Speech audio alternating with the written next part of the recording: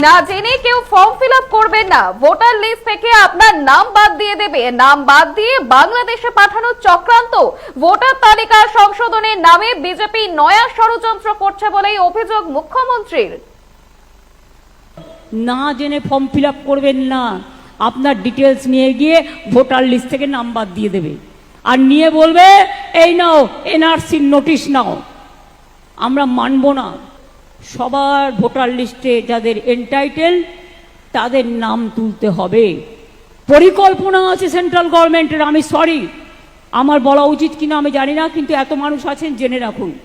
যারা ভাবছেন আপনার এপিক কার্ড আছে আর কিছু করতে হবে না, নিয়মটা পাল্টে দিয়েছে। নতুন করে আবার নাম তোলার চক্রান্ত চলছে। তারা সোনার চামচ মুখে দিয়ে জন্মগ্রহণ করেছেন, তারা কি করে বুঝবে খেটে খাওয়া মানুষের কথা? এখন থেকে কি ভেবেছেন এই এনআরসির নাম করে ব্যাগ ডোরে যাকে ইচ্ছা অফিসারদের ভয় দেখাবেন? অফিসারদের পাশে সরকার ছিল, আছে এবং থাকবে। মুখ্যমন্ত্রী তিনি বলছেন ভোটার তালিকায় নাম আছে কিনা তা আবার দেখতে হবে। কেন্দ্র নাম বাদ দিতেই নতুন করে চক্রান্ত করছে। না জেনে ফর্ম ফিল আপ করবেন না। নতুন ভোটার যারা হচ্ছেন মনে রাখবেন বাবা মায়ের সার্টিফিকেট লাগবে। নাম বাদ দিয়ে বাংলাদেশে পাঠানোর চক্রান্ত চলছে। তিনি আরো বলছেন যে যারা বাংলাদেশ থেকে আইন মেনে এসেছেন তারা এদেশের নাগরিক। অনুপ্রবেশকারী ইস্যু আমাদের হাতে নেই। এই জিনিস আমরা বরদাস্ত করব না, মানব না, স্পষ্ট জানিয়ে দিলেন মুখ্যমন্ত্রী। আরো একবার শুনবো মুখ্যমন্ত্রী তিনি কি বলছেন।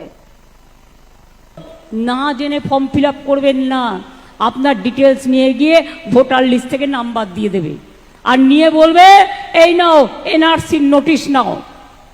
আমরা মানব না। সবার ভোটার লিস্টে যাদের এনটাইটেল তাদের নাম তুলতে হবে।